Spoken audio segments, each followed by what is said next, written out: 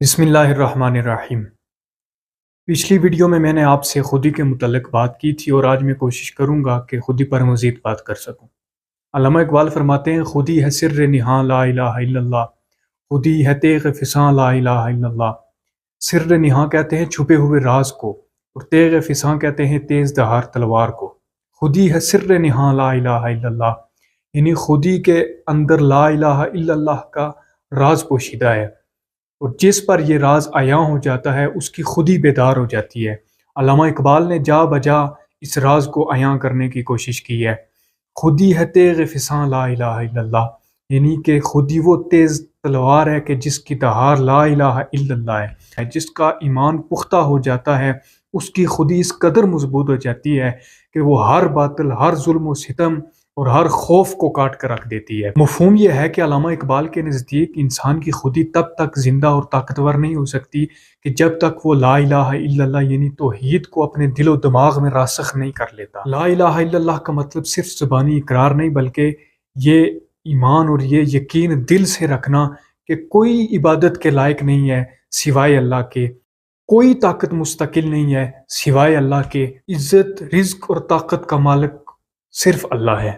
جب بندہ یہ یقین پختہ کر لیتا ہے تو پھر اس کی خودی جرت حاصل کر لیتی ہے۔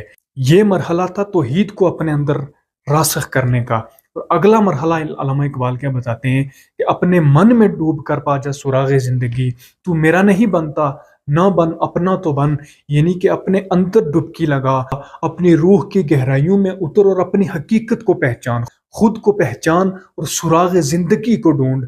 یہ اگلا قدم تھا جو علامہ اقبال نے بتایا۔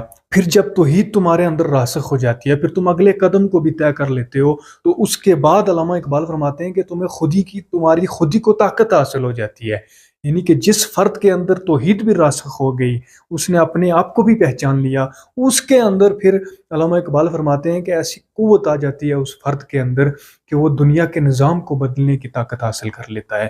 پھر فرد سے افراد بنتے ہیں اور افراد کے ہاتھوں میں ہے اقوام کی تقدیر، ہر فرد ہے ملت کے مقدر کا ستارہ۔ یہ خودی کی طاقت ہے، اور خودی کی تکمیل کیا ہے؟ علامہ اقبال کے نزدیک خودی کی تکمیل ایمان سے ہوتی ہے۔ علامہ اقبال فرماتے ہیں کہ یہ ایک سجدہ جسے تو گراں سمجھتا ہے، ہزار سجدوں سے دیتا ہے آدمی کو، یعنی کہ خودی سے خدا کو سجدہ کرو گے تو پھر دنیا کے سامنے جھکنے کی ضرورت تمہیں نہیں رہے گی۔ مفہوم یہ ہے کہ خودی سے خدا کو سجدہ کرو گے تو ہزار سجدوں سے نجات مل جائے گی، خدا کے آگے جھکو گے تو دنیا کے آگے جھکنے کی احتیاج نہیں رہے گی۔